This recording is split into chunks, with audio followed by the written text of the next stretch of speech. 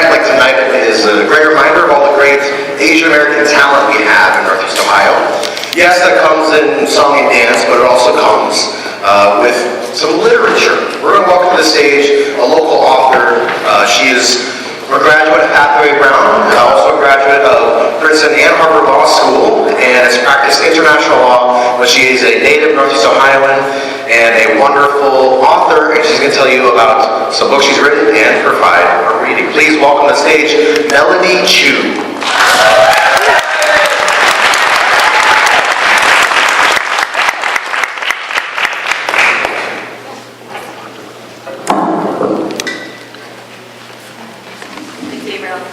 First of all, I just want to say thank you to the MotivAsians team for having me here. It's really an honor. And thanks also to my friends at Table 8 for coming to support me tonight. Mathey Girls, my debut novel, is about Esther Xu, a Chinese-American woman who is plagued with imposter syndrome despite her academic and career success. When her best friend dies, she offers to help take care of her friend's 9-year-old daughter, Hannah. Through her summer with Hannah, which happens to include a short trip back home to Cleveland to see her family, Esther learns to appreciate who she is and how she is so much more than what others might see or assume of her. Mathey Girls is fiction, but I drew a lot upon my own personal experience. Esther grew up in Cleveland and is very much a Midwestern banana like myself. In the course of the novel, Esther grapples with her identity as an Asian American woman who looks great on paper, but whose views of her own worth don't match with others' expectations. For Asian Americans who grew up here or who have moved here, what people expect of us can feel sometimes one-sided. We're met with a lot of assumptions, whether it's that we can't speak English, or that we're industrious, or that we're quiet, or even just that we're really naturally good at math. Part of my goal in writing Mathey Girls was to explore how these expectations shape our views of ourselves. The release of the novel has been a really exciting time for me. I've gotten to connect with a lot of individual readers and fellow writers, as well as great community organizations like MotivAsians. To have my novel be bringing people together is really a dream. The highlight of the last couple of months has definitely been the Growing Up Chinese in Cleveland event, which took place at the Cleveland Public Library's Asiatown Art Box in September. My friend Mara and I worked with CPL and Midtown CLE to plan the event, and we spread word through the various Chinese schools in Cleveland and organizations like OCA and MotivAsians. I assembled a panel that represented multiple generations, different family backgrounds, and different geographic areas of Cleveland, where we each grew up. We had buns from Cocoa Bakery and other Asian snacks, and it was a blast. Over 200 people came together on a Tuesday night to celebrate Cleveland's Chinese-American families. And even though we can feel very spread out and sometimes isolated, we really have so much to share with each other. And I personally feel very lucky to have grown up here, even though I didn't always recognize that when I was younger.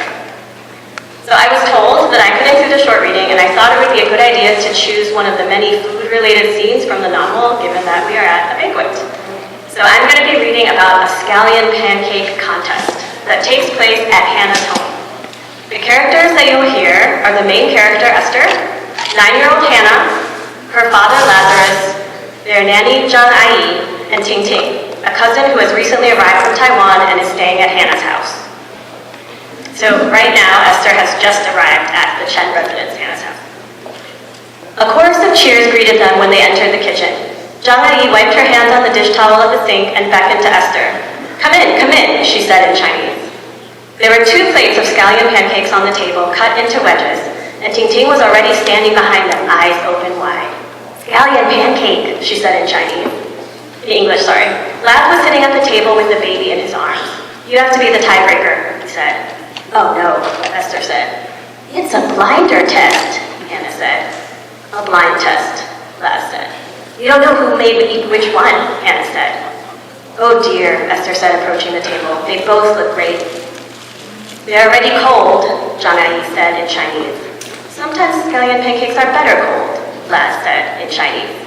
Yes, Ting Ting said in Chinese. She turned toward Hannah and said, Ting de dong ma? Do you understand? Ting de dong, Hannah said. I understand. Everyone watched Esther with eager eyes as she sat. Zhang Ai set a cup of tea in front of her. The steam rose, the fragrance of oolong cutting through the smell of grease. The tea is a palate cleaner, Hannah said. Palate cleanser, Laz said. You take one bite, then drink some tea, then try the other one. Then you drink more tea and do the same thing backwards. Then you choose the winner. Hannah tapped the table. Go. Esther was overwhelmed by the caffeine coursing through her system, the smells of the tea and the greasy pancakes, the attention of everyone around the table. She closed her eyes to settle for a moment. She praying? She heard Hannah whisper. She doesn't pray. Shh, Laz said. You okay, Esther? Esther nodded as she examined the 2 plates. One pancake was browner than the other, indicating a crispier edge. The less brown one had fewer scallions and seemed to have been shaped by a more delicate hand. Esther looked from the paler pancake to Ting Ting, who maintained an admirable poker face. She looked at Laz, and he was smiling, encouraging, and Esther grabbed a piece of the paler pancake with her chopsticks and stuffed it into her mouth. It was cold, a bit rubbery, but the pleasure centers in her brain lit up at the umami and the hint of salt. With each chew, a tiny bit of oil was released from the pancake, complemented by wispy scallion undertones. It didn't taste greasy at all, just moist and chewy. Holy crap, she said. That is an excellent scallion pancake. Ting Ting covered her mouth with her hands, hiding her pleasure, and Esther pretended not to notice. She took a sip of tea and picked up a piece of the other pancake. She glanced at John Ai, who wiggled her eyebrows conspiratorially. Before taking the bite, Esther took another sip of tea. Palate cleaner, Hannah whispered. The second pancake had, as expected, retained more of its crunch, and as flakes shattered against her teeth, a shiver ran down her spine. Compared to the first pancake, this one was more toothsome. It took more effort to chew, but the flavor reward was stronger. Very robust, Esther said. What does that mean? John Ai asked in Chinese, but no one answered. They were all watching Esther intent. She finished her bite. 很好吃, Esther said. Delicious. Which one do you like better? Ting Ting asked. No, she can't decide yet. She has to do it again backwards, Hannah said. Do I really? Yes, otherwise it's not fair. Hannah put her hands on the table. Hannah was very taken with the idea of testing and controls, Laz said. Yes, controls. Otherwise the data is flawed, Hannah said, drawing out the last word. She pointed to the darker pancake. So you have to start with this one this time. Esther sighed.